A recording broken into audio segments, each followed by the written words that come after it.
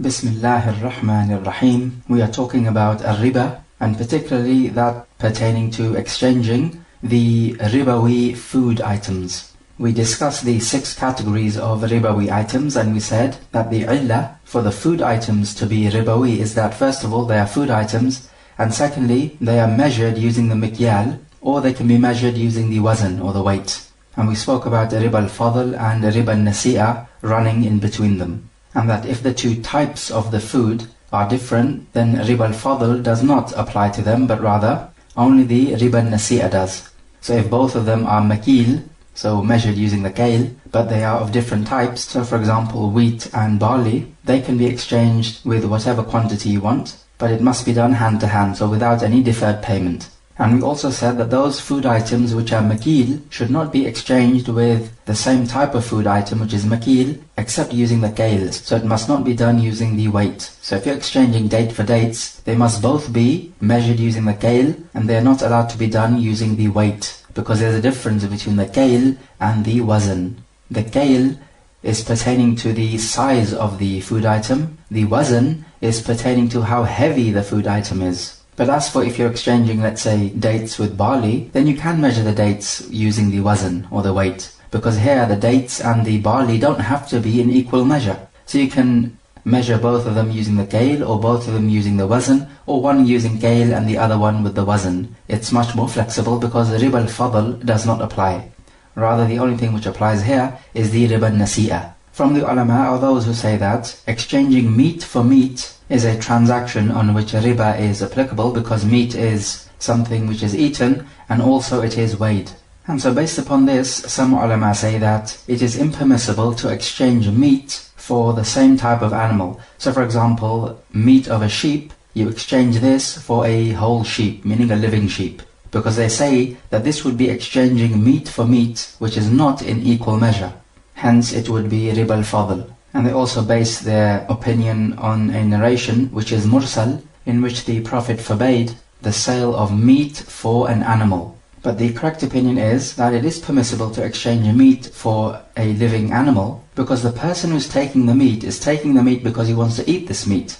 Otherwise the meat is no use.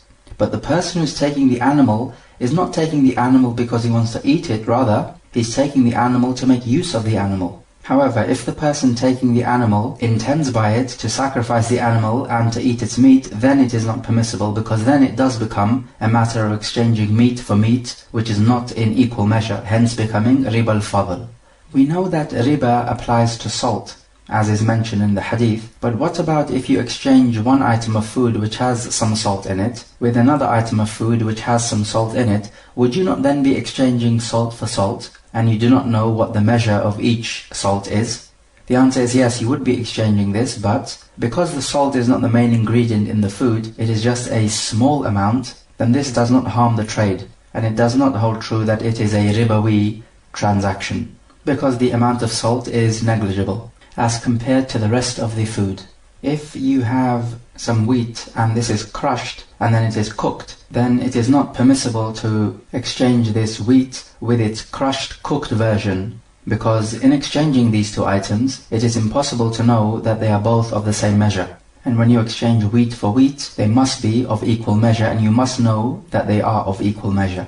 However, if you took this wheat and you crushed it and then cooked it, then this you exchanged with barley, then this is permissible, because riba al-fadl is not applicable, so therefore you can exchange these 2 items with whatever measure you want to, as long as it is hand-to-hand exchange, meaning on the spot. Riba also runs on drinks such as milk, because first of all they are foodstuffs, and secondly they are measured using the kale, because all liquid foodstuffs are measured using the mikyal. Hence the ulama say that you're not allowed to exchange juice with the fruit from which it came. So for example, you can make juice from dates. So they say you're not allowed to exchange dates for date juice, because a riba runs on dates, and a riba applies to the juice as well. And when you exchange these 2, they must be of equal measure, and it is impossible to know that they are of equal measure, because on the one hand you have dates, on the other hand you have the juice of the dates, and it is not possible to have them in equal measure. The same thing does not apply to orange and orange juice, because riba does not apply to orange, because even though orange is a foodstuff, it is not measured using the kale, neither is it measured using the weight. Rather, oranges are measured in number, so 1 orange, 2 oranges, and so on. Likewise with apples and similar types of fruits. Likewise, they say you're not allowed to exchange the succulent type of food with its dried version. So you're not allowed to exchange rutab, which are succulent dates, with tamar, which are dried dates, because it is impossible to know that they are of equal measure, meaning of equal kale. And the same thing applies to grapes and its dried version, which are raisins. So it is impermissible to exchange grapes for raisins, because they must be of equal measure, but with this situation it is not possible to have them in equal measure, seeing as though one is succulent and the other one is dried. However, with this rule there is an exception made, for which we have a text, which is called the transaction of araya, and the hadith for that is coming up, so we'll leave the discussion till then.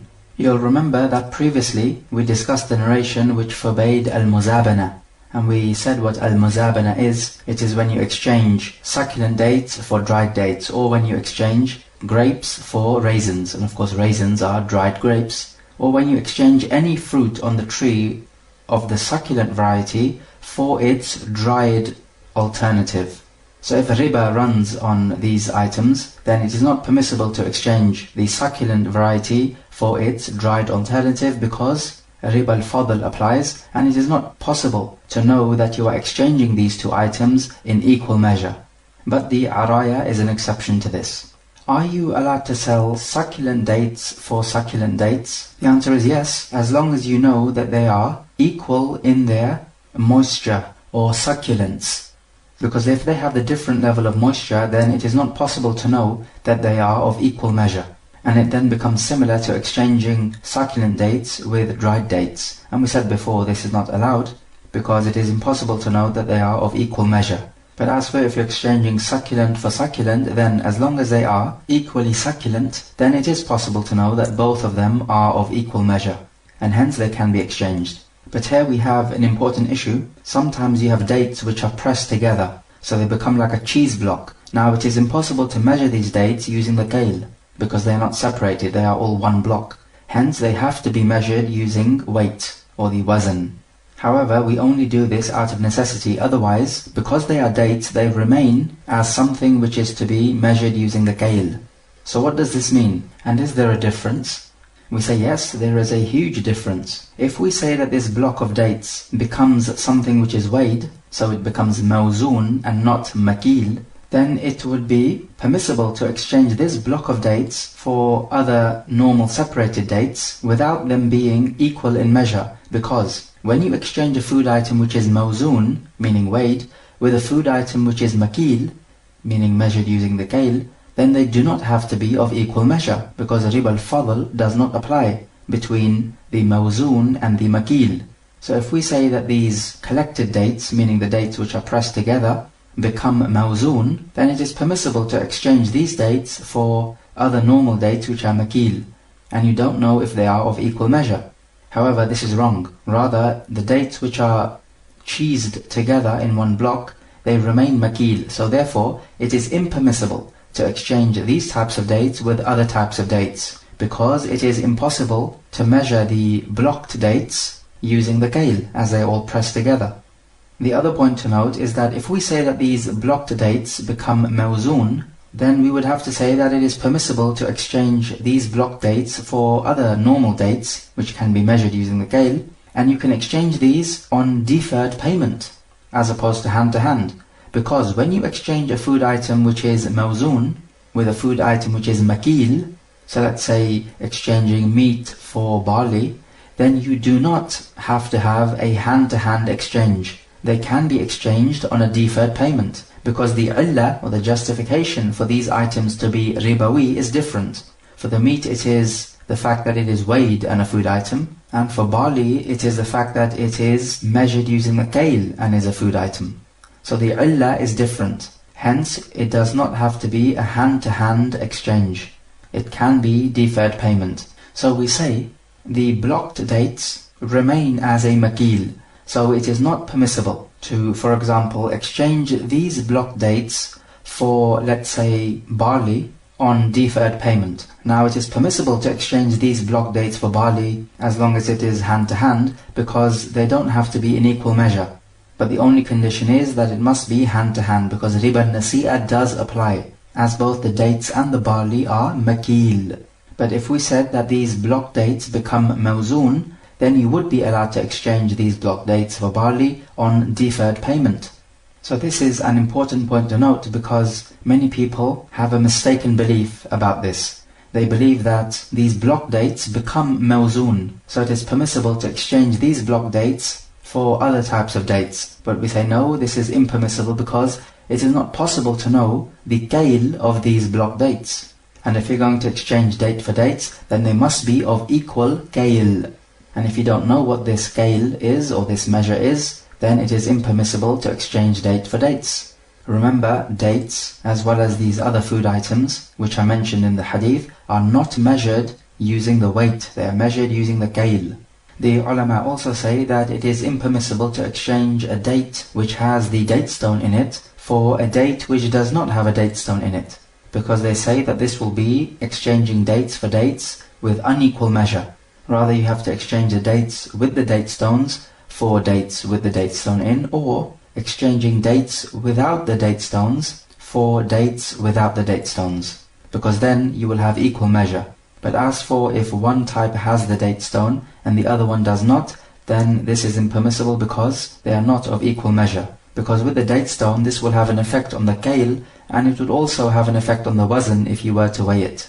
However, the ulama say that it is permissible to exchange a date stone for a date with a date stone in it. So in other words, they're saying that it is not permissible to exchange a date with date stone in it for a date which does not have a date stone, but on the other hand, it is permissible to exchange just a date stone with a date containing a date stone. So why is this? They say because the person who is exchanging the date stone for the date containing the date stone, what he intends by this is the date. He does not intend the date stone, because you do not eat the date stone, you eat the date.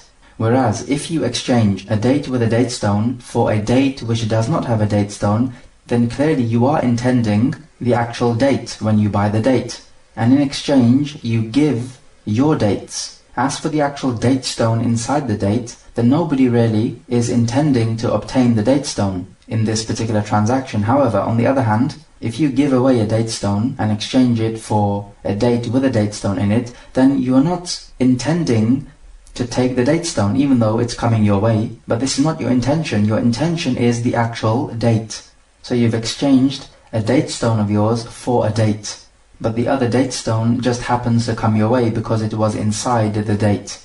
So you need to notice here that your intention definitely has an effect on whether the transaction is halal or haram. And we gave an example before. Lending money to somebody and he'll give you back the money you lent him would be classified as a riba. But because your intention is a loan, and this is an act of charity and kindness, it turns from haram to halal, purely by your intention. So now we need to ask the question, how do we know whether a food item is measured using the kayl or measured using the wazn? There are varying opinions, but the best one seems to be that whatever we have in the text which tells us that this particular food item is measured using the kayl, then we measure it using the kayl. Otherwise, we look to the customs of the people. So if a particular food is measured using wazn, we would measure it using the wazn, or the weight. If it's measured using the kayl, we measure it using the kayl in accordance with the customs. So for example, in the narration of Abu Sa'id al-Khudri, where he talks about how much food to give for the zakat al-fitr, and this is a narration which we discussed before, he mentions some food items. He mentioned the tamar, which are dried dates. He mentioned the sha'ir, barley. He mentioned the zabib, which are raisins. And he mentioned the burr, which is wheat. And he mentioned the aqid, which is dried cooked cheese. And he said that a sa' of it would be given. So it becomes known from this narration that all of these food items are measured using the sa'. And so we have a text for this. Another valid opinion is that you look at the food item, and if it resembles something which is measured using the kayl in Medina, then you measure it using the kayl, and it takes that ruling. And if it resembles most closely to something which is weighed in Mecca, then it takes a ruling of it being weighed. and they rely on the hadith in the Sunan in which the Prophet said, Al-Mikyal Mikyalul Madina wal-Mizanu Mizanu Makkah, that the Mikyal is the Mikyal of Medina and the Mizan, or the scales to weigh the food item, is the Mizan of Makkah. So upon this hadith we look to the customs of Medina and Makkah at the time of the Prophet with regards to deciding which food item is weighed and which food item is measured using the scale. And it is important to know whether a food item is mawzoon or makil, because the rulings of riba differ depending on whether the item is makil or mawzoon. It has an effect on riba al-fadl and on riba al-nasi'a, as we discussed before. So nowadays we would find in many places wheat is sold using weight, not the scale. However, we have a text which tells us that the wheat is makil and not mawzoon. Therefore, if you are exchanging wheat for wheat, is it permissible to exchange therefore 1 kilogram of wheat for 1 kilogram of wheat? Because this is what the customs of the people is. We would say no. Wheat must be measured using the kail, because we have a specific text for this issue. Hence it would not be permissible to exchange 1 kilogram of wheat for 1 kilogram of wheat. Rather, it must be measured using the kail, not the wazn. But as for, let's say, rice normally, according to the customs of the people, is measured by weight. So you would have a kilo of rice or 2 kilos of rice and so on. There doesn't seem to be any text which tells us that rice is measured using the kail. So upon this opinion then, rice will be seen to be something which is weighed. So if you're exchanging rice, you can exchange 1 kilo of rice for 1 kilo of rice, as long as it is of equal weight, and the exchange is hand to hand. So that was a discussion pertaining more to riba al-fadl. Now let us turn our attention to riba al-nasi'a. And the Prophet ﷺ in the Sahihain said, إِنَّمَا الرِّبَى فِي النَّسِيئَةِ, that riba is only in deferred payment, meaning this is the original source of riba, when you defer the payment. And this is what leads to riba al-fadl, because if somebody is going to pay you on a delayed payment, then naturally the person to whom the payment is being made will demand a higher payment on account of the fact that it is deferred.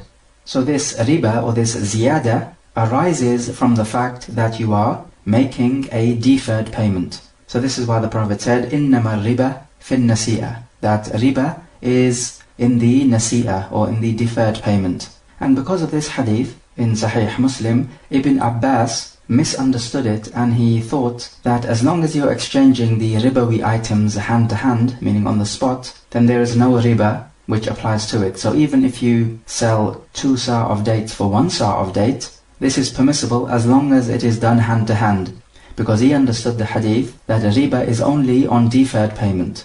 However, Abu Sa'id al-Khudri challenged Ibn Abbas on this, and he essentially told him that no, riba also applies to when you exchange one ribawi commodity for another one and they are not in equal measure. Meaning to say, riba al-fadl does apply. And it was riba al-nasi'a in the days of Jahiliyyah which would lead to an increase in payment. So a person cannot pay the debt, so the creditor would say, okay, I'll give you some respite, however you have to pay more, because I'm giving you more of a delay. And so thus we'd find with this method the riba would multiply and multiply as time goes by.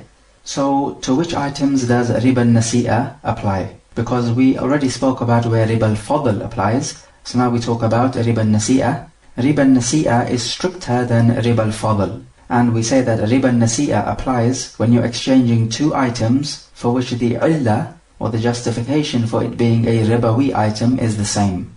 So when it comes to the food items, the illah for it being ribawi is that it is first of all a food item, and secondly either it is measured using the kail or it is measured using the heaviness or the weight. And as for the gold and the silver, then the reason that it is ribawi is purely because it is gold and silver in and of itself, but also it is a currency or a price. So therefore riba would apply to all different types of currencies in circulation in this day and age. So one thing we need to notice is that when riba al-fadl applies to 2 items, then riba al-nasi'a definitely applies. But we can have riba al-nasi'a applying, but not riba al-fadl. So for example, if you're exchanging barley for dates, then riba al-fadl does not apply, because these are 2 different items or 2 different types. However, because they share in the illah for it being ribawi, which is that both of them are food items and both of them are makil, then we say riba nasi'a does apply. So they have to be exchanged hand to hand, meaning on the spot exchange, and you're not allowed to defer the payment. So we find that we have 4 categories, which sums up the situation quite nicely. Number 1, that you exchange 2 items which are both ribawi of the same type. And so in this case, riba al-fadl and riba al-nasi'a applies. For example, exchanging dates for dates, or exchanging pound sterlings for pound sterlings. Both riba al-fadl and riba al-nasi'a applies. Number 2, when you're exchanging 2 items which have the same illah for it being ribawi, but they are 2 different types of items. For example, exchanging dates for barley. They both have the same illah, but they are 2 different types. So in this case, riba al-nasi'a applies, but not riba al-fadl. Because the Prophet said in the hadith that if these 2 types differ, then exchange however you want to, as long as it is yadan bi yadin, meaning hand to hand. So on the spot exchange, and no deferred payment. Then the 3rd type, when both of these items you're exchanging are ribawi, so riba applies to it, but they have a different reason for it being ribawi. So riba applies to pound sterlings, and riba also applies to dates. But the reason why these are ribawi is different. So in this category, neither riba al-fadl nor riba al-nasi'a apply. So you can defer the payment. So you can buy 1 sa of dates for, let's say, £5, and you can pay at a later date, and there's no problem with this. And the reason is because the illah for these 2 items to be ribawi is completely different. Likewise, if you're exchanging, let's say, meat for barley, both of these are ribawi items. However, the illah is different. For the meat, it is because it is weighed. And for the barley, it is because it is measured using the kale. So the illah is different, therefore we say, both riba al-fadl and riba al-nasi'a do not apply. So you're freer to exchange however you want to, and you can delay the payment. And the 4th category, when you're exchanging 2 items and both of them are not ribawi, or one of them is not ribawi, then in this case, again, it is the same as category number 3. Neither riba al-fadl nor riba al-nasi'a apply. So let's say you exchange 1 kilogram of lead with 2 kilograms of copper. Both of these are metals, of course. Is this allowed? Because clearly they are not of equal weight. We say yes, this is allowed. And there is no riba al-fadl which runs on these items, because they are not ribawi, even though they are weighed, but they are not foodstuffs. Some ulama say that anything which is weighed, riba is applicable to this. So upon that opinion, those scholars would say that this exchange is impermissible. Rather, the exchange of the lead and the copper must be done hand to hand. Otherwise it would be riba al-nasi'a, because both of them are weighed. But we say the correct opinion is that neither riba al-fadl nor riba al-nasi'a applies when you're exchanging lead for copper, because none of these items are ribawi. If you pay some money from the currency of your country upfront in advance, and your business partner is going to give you some dates, let's say, after 1 year, and this is a bay' as-salam, where you pay for fruits upfront in advance, then this is permissible, because riba al-nasi'a does not apply between the currency, which is money, and these food items on which riba runs, because the illah for both the currency and the dates in this example to be ribawi is different. So neither riba al-fadl nor riba al-nasi'a apply. If you are going to buy some gold, let's say some gold jewelry for your wife, or if the wife is buying it for her, because women are allowed to wear gold but men are not, then if you're going to pay for this jewelry using pound sterlings or whatever currency you have, then both gold and pound sterlings are ribawi. So it is permissible to sell gold and silver for gold and silver, as long as it is hand to hand, and the gold is in equal quantity with the gold being exchanged, or the silver is in equal quantity with the silver being exchanged. But if you're going to exchange gold and silver for currency, then this is also permissible, but with the vital condition that it must be hand-to-hand exchange, because the illah for gold and currency to be ribawi is the same, which is that they are both price or used as currency. Hence we can exchange whatever amount we want, but it must be hand to hand. So if you go to the jewelers and you want to buy golden jewelry, then the money you pay must be done at the same time as you receive the golden or silver jewelry. There must not be any deferred payment. So the jeweler is not allowed to tell you, okay, you pay me the money and I'll deliver the gold jewelry to you within 1 week. This is not a hand-to-hand exchange, hence this would be riba nasi'ah. And so it becomes known that if you mail order jewelry, which is made of gold or silver, then this is not permissible because the exchange will not be hand-to-hand. The company will receive your money and will take possession of your money. And only after that it will send out the gold or silver jewelry to you. So it's not a hand-to-hand exchange, hence it is riba nasi'ah. If the jewelry is made of something else, let's say diamonds or pearls, then riba nasi'ah does not apply because riba does not apply to other precious stones like diamonds and ruby and emeralds and so on. So neither riba al-fadl nor riba nasi'ah applies to these types of gemstones. But it is only when it comes to gold and silver that we have to be strict. So if you have a case where you're exchanging two items on which riba nasi'ah applies, and you part company before exchanging the items, then we say that this trade is invalid. So for example, if you're exchanging dates for barley and you pay the dates, and the seller of the barley says, I have the barley but it is in another area, so come with me and I'll give you the barley. This is permissible even though he's given you the barley about 15 minutes after you gave him the dates. And the reason why it's permissible is because you did not leave his company before the exchange took place. However, if he tells you, come back to me after 15 minutes, and then you part company, then you come back to him, we say this trade is invalid because you parted company before the hand-to-hand exchange took place. So notice the difference. If you're exchanging currency for currency, and this is called as-sarf, so if you're exchanging £50 for $100 and the exchange rate is £1 to $2, so you pay him £25 instead of the full £50.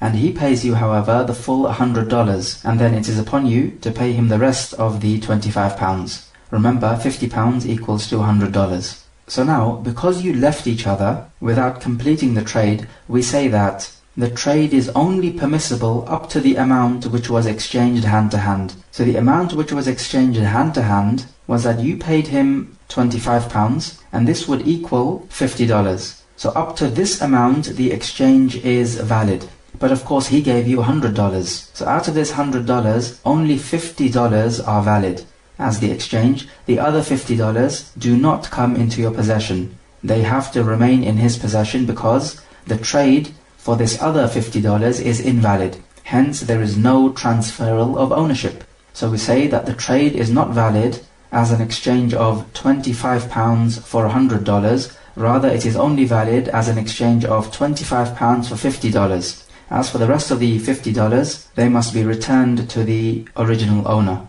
because the trade is invalid. Let's have another example. Two people exchange 1 dinar for 10 dirahim, and the exchange rate is 1 dinar for 10 dirahim. However, the person who has to give 10 dirahim only has 5 dirahim. So if he exchanges his 5 dirahim for the other person's 1 dinar, then we say that the exchange is only valid for the 5 dirahim, which corresponds to half a dinar. Remember, 1 dinar is 10 dirahim. So this person gives 5 dirahim and he takes 1 dinar. Does he own the whole dinar? We say no, he only owns half a dinar.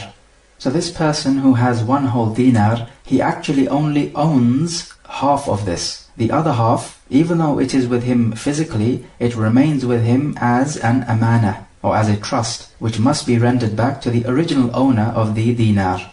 And the point is then that if the price of the dinar increases from 1 dinar to 10 dirahim, increasing to 1 dinar equals 20 dirahim, then this half a dinar is now worth 10 dirahim, whereas previously it was worth 5 dirahim. And so the increase in value of the dinar belongs to the original owner of the dinar, because this half a dinar does not belong to the one who took this dinar. So the point is that this person has this half a dinar which does not belong to him. Now if he wants to buy this half a dinar, he would have to pay 10 dirahim, not 5, which is what he would have paid originally. So this is where the crucial difference is. Because if we said that the whole exchange is permissible, then this person would only have to pay 5 dirahim more to complete the transaction. But if we say that the trade is invalid because they parted before the full exchange took place, then this means now that if he wants this other half a dinar, he would now need to pay not 5 dirahim but 10 dirahim, because the price of the dinar has increased. And so with this it becomes known what the difference is between the trade being valid and invalid. What about this scenario? A person buys some clothing for £10. So he pays the £10 and receives the clothing. Then afterwards it becomes known that these £10 were stolen or usurped. What do we say about this trade? Well, certainly the £10 must be returned to its rightful owner. As for the trade, some scholars say that the trade is invalid because it took place with these £10 which were usurped, and you're not allowed to exchange something in a trade which you don't own. Therefore the trade is invalid. Other scholars say that the buyer simply returns the £10, but the trade goes ahead and he just has to pay the owner of the clothing another £10. And this seems to be a more practical opinion. However, the seller of the clothing might say, now that it has become known that these £10 were usurped or stolen, I don't trust the buyer anymore and I want to revoke the sale. Does the seller have the right to revoke the trade because he feels that the buyer does not have the money to pay him, now that it has become known that the £10 which he paid was usurped? So clearly now the buyer does not have the money to pay. There is a difference of opinion. Some scholars say no, the seller does not have the right to revoke the trade just because the buyer cannot pay him. Rather, he has to give the buyer time to pay the money. But in this case, we should give the seller the right to revoke the trade because the buyer has proven himself to be treacherous and untrustworthy. What about this scenario? Two people exchange dinar for dinar, in equal quantity of course, and the exchange is on the spot. Then one of them finds out that the gold which he has received is faulty. Perhaps it is mixed with some poor quality gold. We spoke about al-khiyar earlier on, and we said that if the product is faulty, you have a choice to return the product or take back an indemnity for the loss. But in this particular case, indemnity is not possible. Because now, if he is paid more dinar as indemnity payment, then actually we would have an exchange of dinar for more dinar. And that's of course impermissible because it is riba al-fadl. The ulama say that riba is haram between a Muslim and a harbi. A harbi is a kafir who is at war with the Muslims. Now, the ruling on a harbi is that his life and his wealth is not haram, meaning it can be taken. So you can kill him and take his wealth, and it is all halal because he is harbi and he is at war with the Muslims. The kuffar whose life and wealth is sacred are those kuffar who are dhimmi, so they're living in an Islamic state and they pay the jizya, or for example, they are mu'ahid and these kuffar have entered into a peace contract with the Muslims, or he is a musta'man. This is a kafir who is from a country at war with the Muslims, however, he is here with the Muslims seeking protection. So if the Khalifa grants him protection, then he must be protected and his life and wealth must be honored. But as for the harbi, his life and wealth is not honored and he can be killed and his wealth can be taken. However, just take a look at this. The scholars say that if you're going to deal with this harbi in a business transaction, then you're not allowed to deal with him in riba. So you're not allowed to say, well, I'm allowed to kill him and take his wealth anyway, so why don't I just spare his life, but deal with him in riba? Because that will be better than killing him and taking his wealth. Would it not? We say no, it would not be better, because one is halal and the other one is haram. And with this situation, it becomes known how serious this issue of riba is.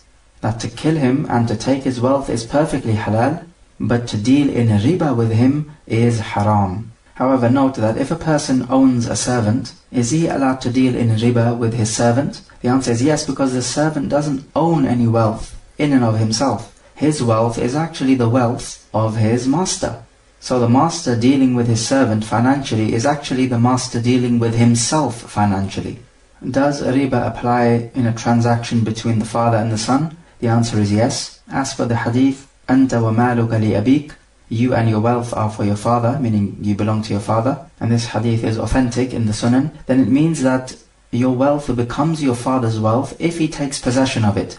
But your wealth is your wealth before the father takes possession. So the hadith is simply saying that your father is allowed to take possession of your wealth, but this is with certain conditions. But the point is that riba does run in a transaction between a father and a son. What about a transaction between a husband and a wife? The answer is yes. Every time you exchange wealth, then this is a trade. It does not matter who you are exchanging it with, except the master exchanging with his servant. What about this situation if two people exchange golden jewelry, but these two items of golden jewelry are not of the same amount? One jewelry item has more gold than the other jewelry item. So one is, let's say, 5 grams of gold and the other one is 10 grams of gold. Can they exchange these jewelry items? The answer is no. But what about if one of them says, I'll take your 5 grams of gold, so that's the smaller jewelry item, and I'll give you my jewelry which has 10 grams of gold. And the one who is receiving less, she says, I don't mind losing out on 5 grams. You can have these extra 5 grams for free. So is this permissible? Meaning to say, is it permissible for one of them to let off the other person? We say no, it is not permissible. As long as you are exchanging gold for gold, then this is a trade transaction. Because a trade is when you exchange wealth for wealth. It would be permissible for her to simply say, you can take my 10 grams for free, and that's it. This is permissible, this is called giving a gift. But if she's going to give her 10 grams for the other's 5 grams, then this becomes a trade, because now it is an exchange of wealth for wealth. And you'll remember right at the beginning we gave the definition of what a bay' is, and it is an exchange of wealth for wealth, in a manner which necessitates a permanent transferal of ownership. Let's take some review questions at this stage. Question number 1. Explain the idea of exchanging an animal for its corresponding meat. So for example, exchanging a living sheep for mutton. Question number 2. Why is it not allowed to exchange dried dates for succulent dates, and likewise raisins for grapes? Question number 3. When exchanging currency for currency, what are the 2 conditions that must be observed?